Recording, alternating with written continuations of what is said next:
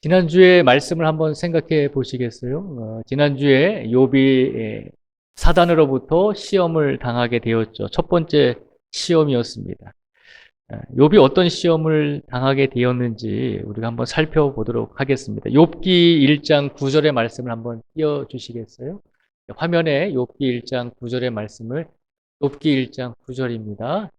네, 한번 같이 읽어보겠습니다. 시작. 사단이 여호와께 대답하여 이르되 욥이 어찌 까닭없이 하나님을 경외하리이까. 사단이 하나님께 이렇게 질문합니다. 욥이 이유가 있으니까 하나님께 영광을 돌리고 하나님을 경외하는 것입니다. 라고 그렇게 하나님께 이야기했습니다. 그 말인즉슨 하나님께서 욥에게 많은 복을 주셨기 때문에 물질의 축복을 욥에게 주셨기 때문에 그 물질 때문에 욥이 하나님께 받은 것이 많기 때문에 하나님을 경외하는 것입니다. 욥의 믿음은 훌륭한 믿음이 아닙니다. 라고 이야기하면서 하나님이 욥에게 상을 주시고 복을 주셨기 때문에 욥이 하나님께 경외한 것입니다. 라고 그렇게 사단이 하나님께 이야기를 했습니다. 그래서 하나님께서는 사단에게 욥의 시험을 허락하셨죠. 욥의 생명은 건들지 말고 욥의 몸은 건들지 말고 나머지는 네가 마음대로 한번 시험을 해보라라고 그렇게 말씀을 하셔서 사단이 하루아침에 욥의 모든 재산과 그리고 욥의 10명의 자녀들을 다 하루아침에 죽게 만드는 그런 고통을 욥에게 주었습니다. 그런데 그런 고통과 시험 속에서 욥은 그럼에도 불구하고 뭐라고 하나님께 고백을 했을까요? 지난 시간에 함께 나누었던 욥기 1장 21절과 22절의 말씀을 한번 같이 읽어보겠습니다. 욥기 1장 21절과 22절 화면에 나와 있습니다. 같이 읽겠습니다. 시작. 이르되 내가 모태에서 알몸으로 나와 싸운즉 또한 알몸이 그리로 돌아가올지라.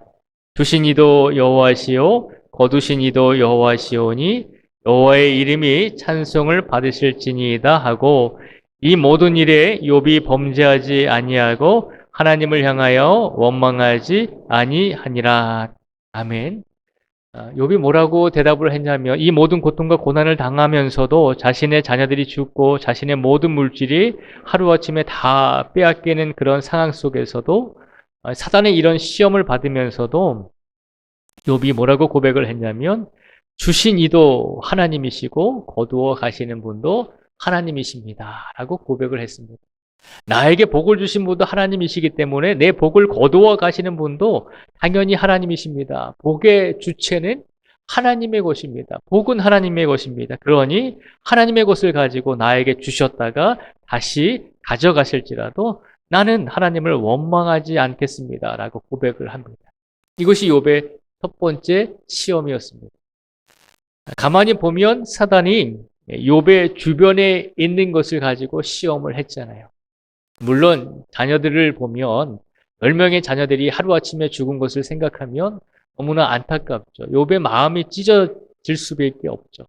그럼에도 불구하고 객관적으로 가만히 들여다보면 욥이 첫 번째 시험에서 사단에게 당했던 시험의 모든 종류는 욥 자신에게 직접적으로 시험한 것이 아니라 욥 자신을 제외한 모든 것들을 주변의 환경에 있는 모든 것들을 대신 시험한 것입니다.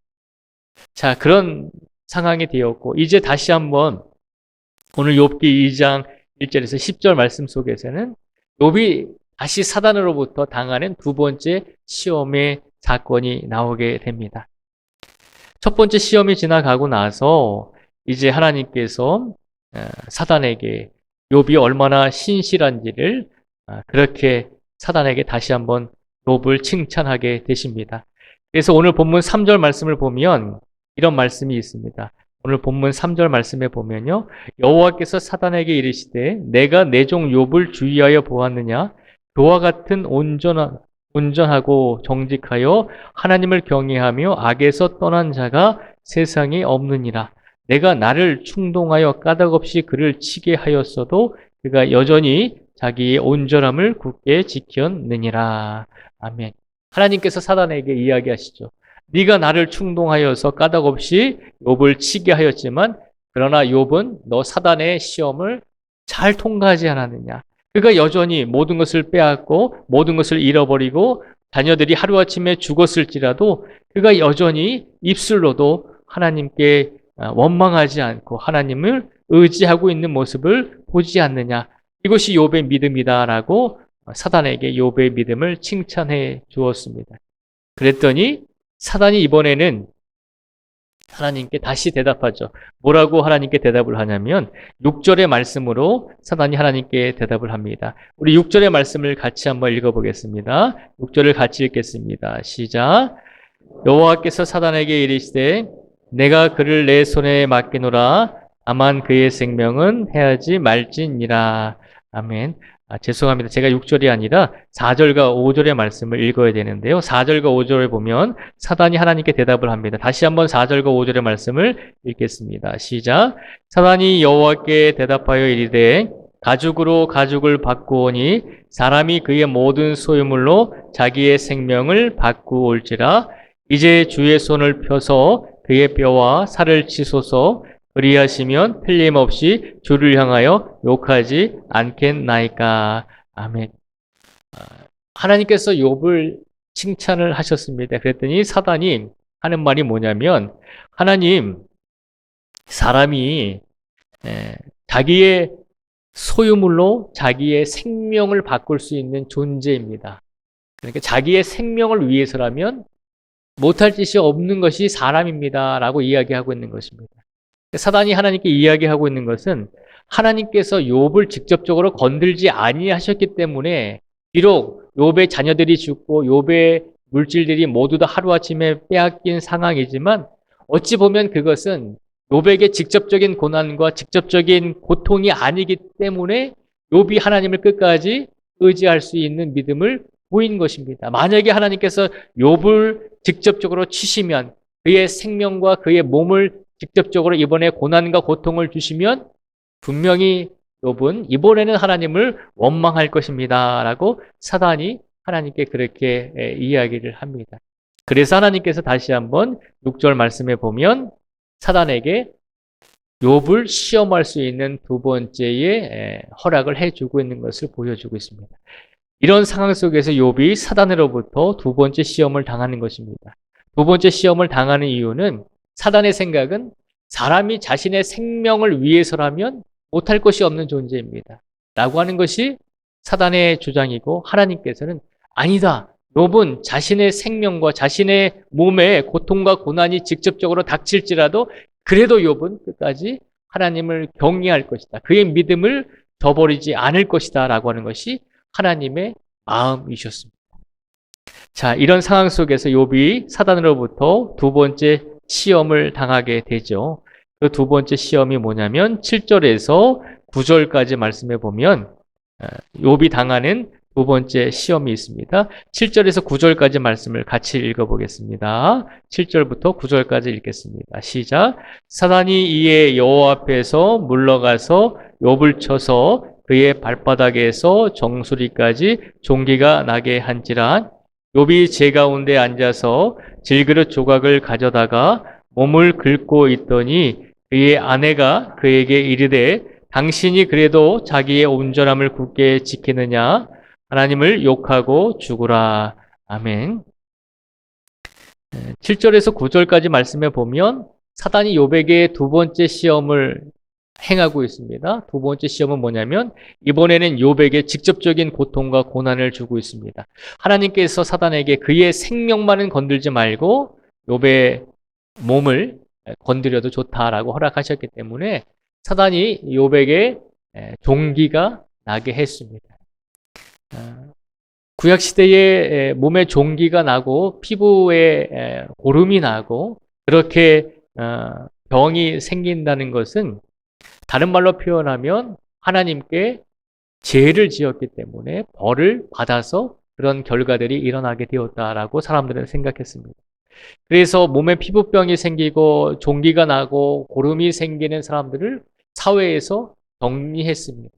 너희는 부정한 사람들이기 때문에 우리와 함께 있을 수 없어. 그래서 오늘 본문 말씀에 보면 욥이 제 가운데 앉아서 질그릇 조각으로 몸을 긁고 있었다 그랬잖아요. 죄라고 하는 것은 다른 말로 표현하면 쓰레기 더미를 말하고 있는 것입니다. 너는 죄인이니까 우리와 함께 할 수 없어. 그러니 우리 마을에서, 우리 가정에서 추방되어서, 사회에서 추방되어서 저 쓰레기 더미에 있는 그곳에 가서 살아라 라고 하면서 욥을 추방한 것입니다. 그래서 욥이 죄 가운데 앉아서 몸이 너무나 간지럽고 괴로우니까 손으로 긁어도 시원치 않으니까 결국은 기와장으로 몸을 긁고 있었다는 것입니다. 얼마나 비참한 고통과 고난을 당하고 있습니까? 그래서 더 비참한 것은 오늘 본문 말씀에 보니까요. 욥의 아내가 욥에게 이렇게 이야기하죠. 기왓장으로 몸을 긁고 있는 욥에게 사랑했던 욥의 아내가 9절에 보니까 이렇게 고백을 합니다. 그의 아내가 그에게 이르되 당신이 그래도 자기의 온전함을 굳게 지키느냐 하나님을 욕하고 죽으라는 것입니다. 욥의 아내가 욥에게 두 가지를 말했습니다. 하나님을 욕하라는 것입니다. 당신 몸을 이렇게 만드신 하나님을 욕하라는 것입니다. 왜 하나님을 욕합니까? 욥이 이 두 번째 시험을 당하기 이전에 첫 번째 시험을 당하면서 모든 재산과 물질을 다 빼앗겼고, 그리고 욥의 사랑하는 욥과 사랑하는 아내의 10명의 자녀들이 하루아침에 죽었잖아요. 그 모든 시련과 고통을 당한 후에 이제는 욥 자신의 몸까지도 망가지는 모습을 보면서 그 아내가 욥에게 할 수 있었던 말이 무엇일까라고 생각해 보게 됩니다. 그러니까 우리가 성경을 보면 욥의 아내가 믿음이 없다라고 생각할 수가 있죠. 근데 만약에 우리가 주변 곳곳에서 가끔씩 그런 뉴스들이 들려오잖아요. 사랑하는 가족이, 사랑하는 배우자가 너무나 고통스럽게 병을 앓고 있고 고통스러운 시간을 보내고 고통스러운 가정을 겪고 있는 것을 보면서 때로는 가족들 중에서도 하지 말아야 될 선택을 하잖아요. 너무나 고통스러우니까 가족의 생명을 인위적으로 가족들이 빼앗기는 그런 상황들이 종종 있잖아요. 왜 그럴까요? 너무나 고통스럽다는 거죠. 내 가족이, 내 사랑하는 자녀들이, 내 사랑하는 배우자가 괴로워하고 고통당하는 모습을 보면서 얼마나 그것을 보는 사람들이 힘들었겠어요. 그럴 바에는 차라리 이 고통을 없애주는 것이 낫지 않을까라고 하는 그런 잘못된 판단에 의해서 가족들의 생명을 빼앗을 때도 있잖아요. 그런 관점으로 욥의 아내의 고백을 들여다 보셔야 됩니다. 그냥 욥의 아내가 믿음이 없었기 때문에 당신이 하나님을 욕하고 그냥 죽으십시오라고 이야기한 것이 아니라 그 아내의 입장에서 보면 사랑하는 자녀들을 하루아침에 잃었고, 그리고 사랑하는 남편도 하루아침에 온몸이 종기가 나고 기왓장으로 몸을 긁을 수밖에 없는 그런 현실로 바뀌었는데, 그 모습을 보면서 이 멘탈이 나갔겠죠. 정신이 하루아침에 무너졌겠죠. 그래서 욥의 아내가 어찌 보면 그런 마음과 그런 과정을 거쳤기 때문에 욥에게 오늘 그렇게 이야기하고 있는 것입니다. 그렇게 살 바에야, 그렇게 고통을 당하고 아픔을 당할 바에야 차라리 하나님을 원망하고 스스로 목숨을 끊는 게 낫지 않겠습니까? 라고 그렇게 욥에게 요구하고 있는 것입니다. 얼마나 비참한 상황이겠습니까? 하나님께서 사단에게 욥을 시험하라고 두 번째 허락하셨을 때 하나님께서는 욥의 생명만은 건들지 말고 그의 몸을 다 망가뜨려도 좋다라고 허락하셨을 때 사단이 할 수 있는 최선을 다해서 욥을 완전히 망가뜨린 것입니다. 인간이 당할 수 있는 고통과 고난 가운데 욥을 빠뜨려 버린 것입니다. 이것이 욥의 두 번째 시험의 과정이었습니다. 자, 그런 과정 속에서 욥은 어떻게 했을까요? 오늘 본문 10절의 말씀을 같이 한번 읽어보겠습니다. 10절 말씀을 같이 읽겠습니다. 시작. 그가 이르되 그대의 말이 한 어리석은 여자의 말 같도다. 우리가 하나님께 복을 받았은즉 화도 받지 아니하겠느냐 하고 이 모든 일에 욥이 입술로 범죄하지 아니하니라. 아멘. 자신의 몸이 망가지고 자신의 몸이 회복할 수 없는 불능의 상태에 놓여 있다는 것을 깨닫게 되었을 때도, 그리고 사랑하는 아내가 자녀들이 죽었을 때, 그리고 모든 물질을 빼앗겼을 때도 아무 말 하지 않았던 그 아내가 이번에는 욥에게 하나님을 차라리 욕하고 죽으십시오라고 하는 그런 절박한 말을 욥에게 할 수밖에 없는 상황이 되었을 때 욥은 그 상황 속에서도 뭐라고 고백을 하냐면요. 10절에 있는 것처럼 우리가 하나님께 복을 받았은즉 화도 받지 않겠느냐라고 자신의 신앙을 하나님께 고백하고 있는 것입니다. 우리가 하나님께 복을 받았은즉 하나님께 화도 받지 않겠느냐라고 하는 것이 욥의 신앙의 고백인 것입니다. 그리고 이 모든 일에 욥이 입술로 범죄하지 아니하였다라고 그렇게 성경은 우리에게 보여주고 있습니다. 하나님께서 사단을 통해서 욥에게 주신 두 번의 시험과 고난의 과정을 결국 욥은 하나님을 원망하지 않고 자신의 자녀들이 다 죽은 가운데서도 자신의 물질이 다 빼앗긴 상황 속에서도 나아가 자신의 몸이 완전히 망가지고 회복 불능의 상태에 있는 상황 속에서도 욥은 끝까지 하나님을 원망하지 않았습니다. 복을 받았은즉 하나님께서 화도 주시지 않겠느냐라고 하는 것이 욥의 신앙의 고백이었습니다. 결국 이 신앙의 고백으로 사단의 생각이 틀렸다는 것을 분명히 증명해 주고 있는 것입니다. 사단은 하나님께 이야기합니다. 하나님께서 욥에게 물질을 주시고 복을 주셨기 때문에 욥이 하나님께 경외하는 것입니다. 만약에 욥의 몸에 손을 대시면 욥이 고통 가운데 직접적으로 빠지면 그때는 하나님을 원망할 것입니다. 사람이 자기의 생명을 살리기 위해서 모든 것을 할 수 있는 사람, 할 수 있는 것이 사람의 본능입니다. 라고 그렇게 이야기하고 있는 것입니다. 그런데 하나님은 어떻게 말씀하셨죠? 그렇지 않다는 것입니다.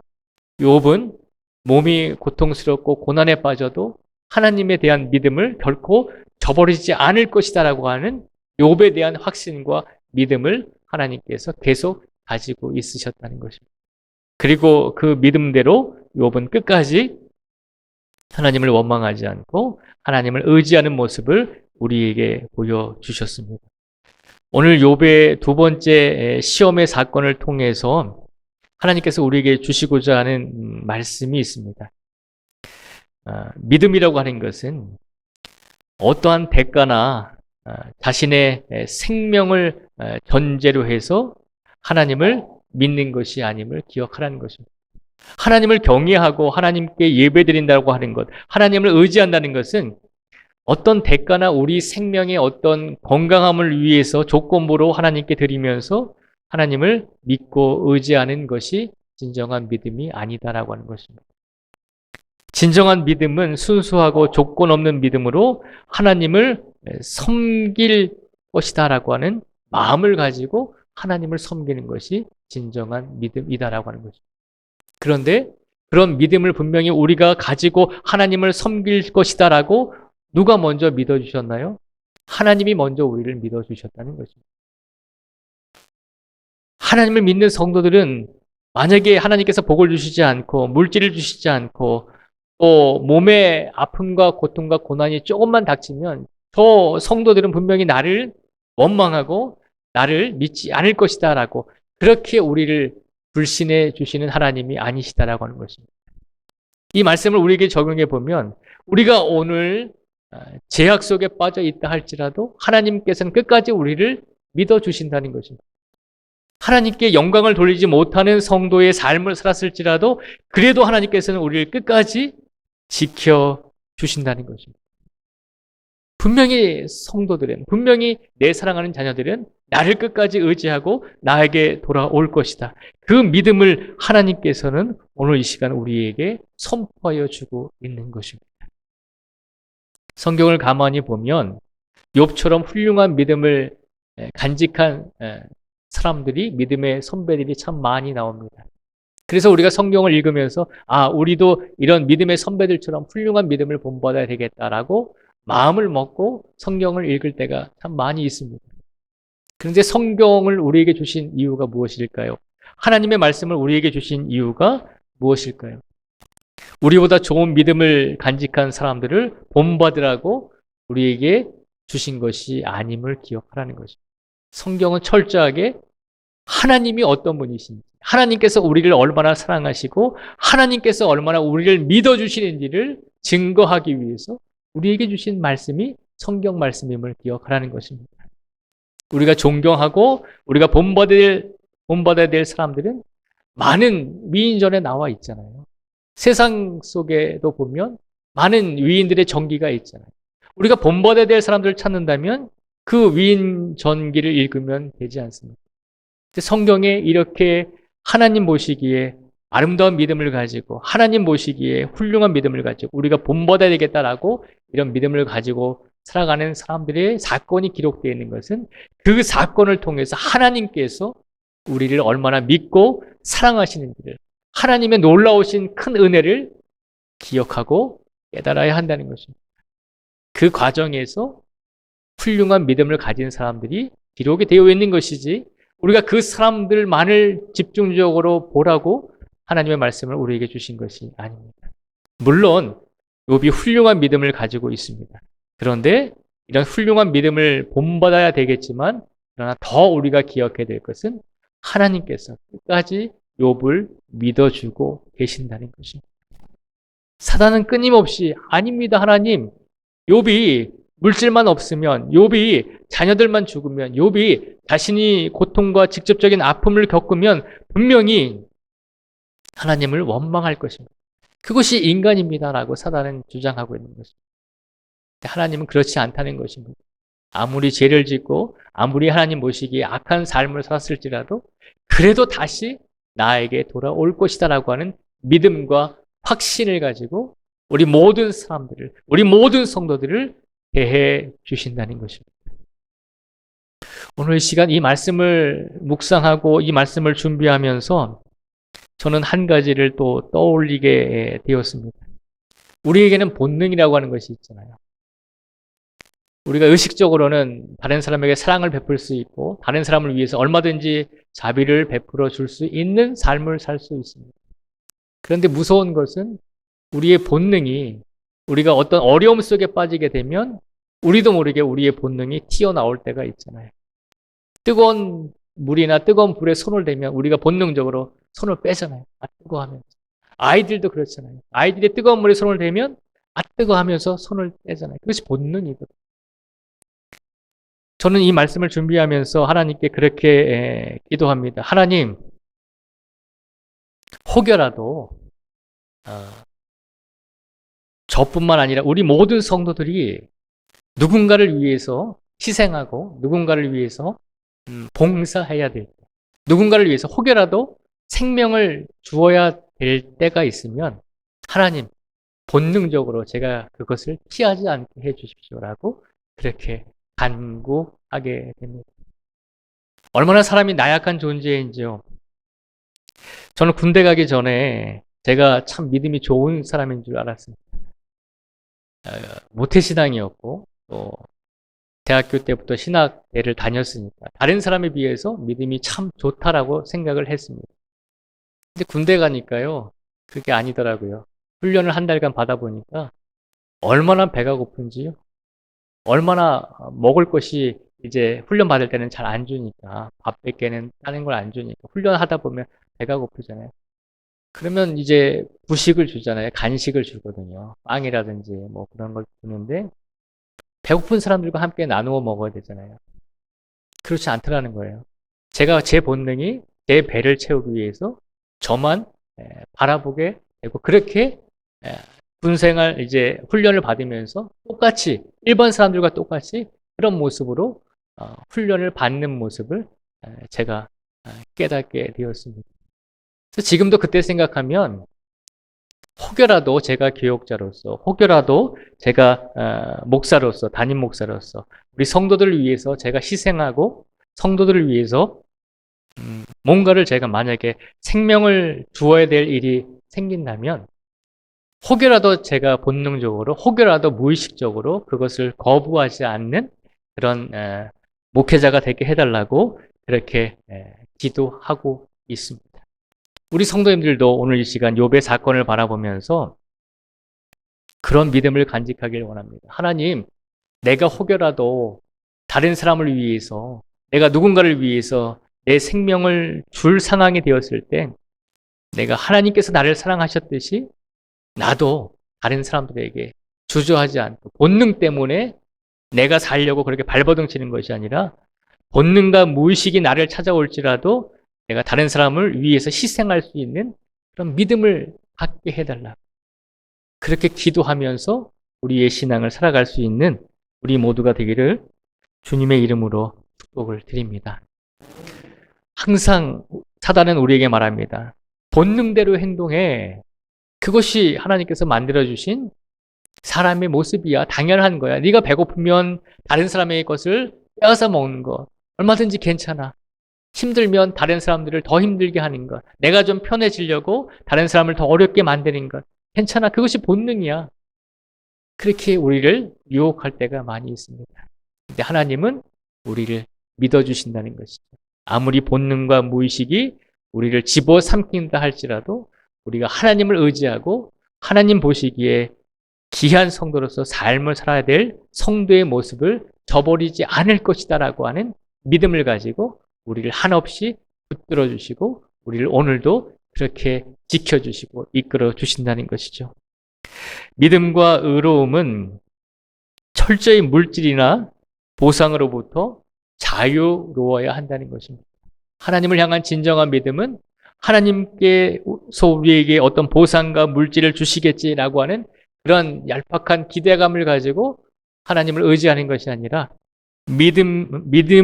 진정한 믿음은 철저하게 물질이나 보상으로부터 자유로운 상태에서 하나님을 믿어야 한다는 것을 기억하시기 바랍니다.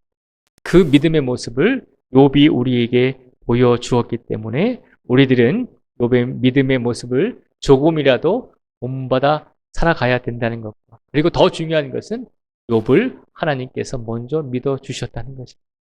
오늘도 이 시간 이 자리에 계신 모든 성도님 한 분 한 분을 하나님께서 먼저 믿어주시고 분명히 바른 길을 갈 것이다. 분명히 나를 위해서 진정한 믿음을 가지고 살아갈 것이다 라고 그렇게 하나님께서 우리를 먼저 믿어주시고 그렇게 우리에게 배려해 주시고 우리를 이끌어 주시니 이번 한 주간 특별 새벽 예배를 통해 더 하나님께 어떤 상황 속에서도 하나님께 예배드리고 어떤 상황 속에서도 더 하나님께 영광을 돌릴 수 있는 믿음의 성도로서의 삶을 살아가실 수 있는 우리 모두가 되시기를 주님의 이름으로 축복을 드립니다. 기도하겠습니다.